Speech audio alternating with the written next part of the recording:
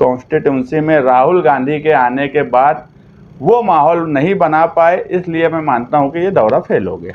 मरहबा collection mall, readymade कपड़ों का भरपूर खजाना, jeans pant, T shirt, cargo pant, night pant, बच्चे और बच्चियों के लिए अच्छे खूबसूरत और उम्दा ड्रेस। पता याद रखें, जमुर हाई स्कूल मेन रोड, जैतून हजीन मस्जिद के पास, मालदा चौक, मालेगांव। कॉन्स्टिट्यूंसी है, हम जो देख रहे हैं कि यहाँ पर आज अगर कांग्रेस को ये सीट दी गई है या कांग्रेस को देने की बात है अलायंस में, राहुल गांधी का आज मालेगांव से जाना हुआ, मालेगांव में प्रोग्राम करे, मगर जिस तरह से इलेक्शन को सामने रखकर माहौल बनाना चाहिए था, उस तरह का माहौल नहीं बनाया गया। इसमें कहीं ना कहीं मुकामी तौर पर जो लोग काम कर रहे थे उनकी दिलचस्पी नहीं है, या फिर कांग्रेस पार्टी की खुद दिलचस्पी नहीं है, जबकि हम खुद मानते हैं कि धुलिया मालेगांव कॉन्स्टिट्यूंसी महाराष्ट्र में अगर चंद कॉन्स्टिट्यूंसी पार्लियामेंट की जो जीती जा सकती है, वो उसमें धुलिया मालेगांव भी शामिल रहेंगी, जहां पर अक़लियत की 25 से 26% वोट है, जहां दलित की वोट है। आप अगर सारा मामला देखेंगे, मुझे ऐसा लगने लगा कि जो लड़ने वाले लोग हैं उनका हौसला ही नहीं बचा है इस हिस्से में। जबकि पिछले 3 इलेक्शन आप देखेंगे जिसमें हार हुई, ये इलेक्शन थोड़ा सा अलग है। आज महाविकास आघाड़ी में उद्धव ठाकरे हैं, कहीं ना कहीं पहले वो नहीं रहे, उनका एक नाम है, उनकी कहीं ना कहीं वोट बैंक होंगी। वंचित आघाड़ी की भी बातचीत है, उनकी होंगी। अक़लियत की वोट बड़ी तादाद में गिराई जा सकती, मगर कोई हौसलामंद बात कांग्रेस पार्टी की तरफ से दिखती नहीं। ऐसा लगता है कि इलेक्शन लड़ने से पहले ही ये हौसला हार गए हैं।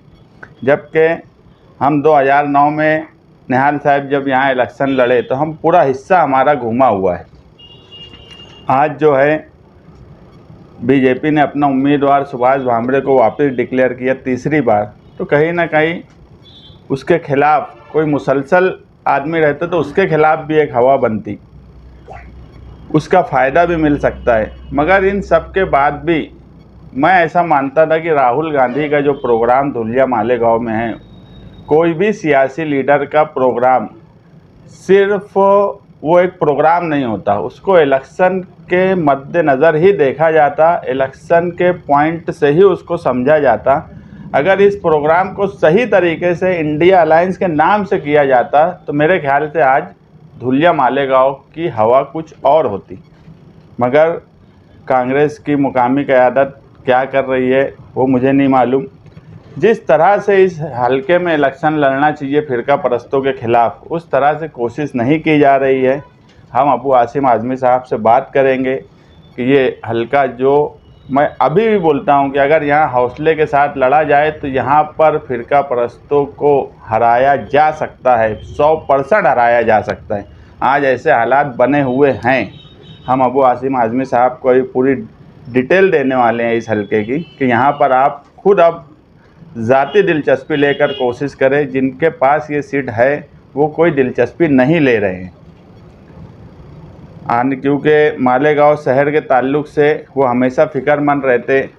आप पावरलूम परिषद हुई, रईस शेख साहब ने जो कमेटी बनाई थी, आज पूरी रिपोर्ट को तो मंजूरी नहीं मिली, मगर ये रईस शेख की ही कोशिश से आज कुछ ना कुछ पावर की सब्सिडी के ताल्लुक़ से फ़ायदा हुआ। हम रईस शेख साहब का भी शुक्रिया अदा करते हैं, अबू आसिम आज़मी साहब का भी शुक्रिया अदा करते हैं कि वो मालेगांव शहर के लिए फ़िक्रमंद रहते हैं। इसी तरह आने वाले इलेक्शन में भी वो फ़िक्रमंद रहें और यहाँ पर ज़ाती दिलचस्पी लें, ताकि समाजवादी चाहती है कि फ़िरका परस्तों को धुलिया मालेगांव में करारी हार हो। कांग्रेस के साथ समाजवादी का गठबंधन, आज राहुल गांधी मालेगांव आए तो समाजवादी वहाँ पर नजर नहीं है। हमको रात में 1 बजे 2 लोग आए और एक दावतनामा दे के चले गए, उसमें कुछ भी प्रोग्राम की डिटेल नहीं थी। बस ये था कि आप इंडिया अलायंस में हो, राहुल गांधी आने वाले हैं, आप शिरकत करो। रात में तो हम लोग उसी वक्त बोल दिए कि हम लोग नहीं आ सकते। इस तरीके से कोई प्रोग्राम कभी नहीं किया जाता। या तो वो हमको बुलाना नहीं चाहते थे, खाली जगह पुर किए, या उनको दिलचस्पी ही नहीं थी। बस ऐसा था कि नहीं तो इतने बड़ा नाम, इतना बड़ा आदमी, मैं ऐसा मानता हूँ कि दरेगांव से लेकर शिवाजी पुतले तक लोग होना चाहिए थे। रमज़ान होने के बाद भी ये माहौल बनाया जा सकता था, मगर अगर मुकामी लोगों को माहौल बनाना ही नहीं था, अगर हमको पहले से 2 दिन 4 दिन पहले से बोलते तो मैं एक बात क्या बोला, वो अलायंस में हम है वो जाने दो, हमारा सीधा सीधा मामला अभी फौरी तौर पे जो पार्लियामेंट का इलेक्शन होने वाला है उसको सामने रख के हम जरूर माहौल बनाते। तो मतलब तो ये राहुल जो गांधी का जो दौरा हुआ, क्या आप कैसा, ये आप कहना चाह रहे हैं कि दौरा फेल हो गया? हाँ, बिल्कुल फेल हो गया। इलेक्शन के पॉइंट ऑफ व्यू से मैं मानता हूँ कि आने वाले पार्लियामेंट के इलेक्शन के हिसाब से धुलिया मालेगांव जैसी कॉन्स्टिट्यूंसी में राहुल गांधी के आने के बाद वो माहौल नहीं बना पाए, इसलिए मैं मानता हूँ कि ये दौरा फेल हो गया।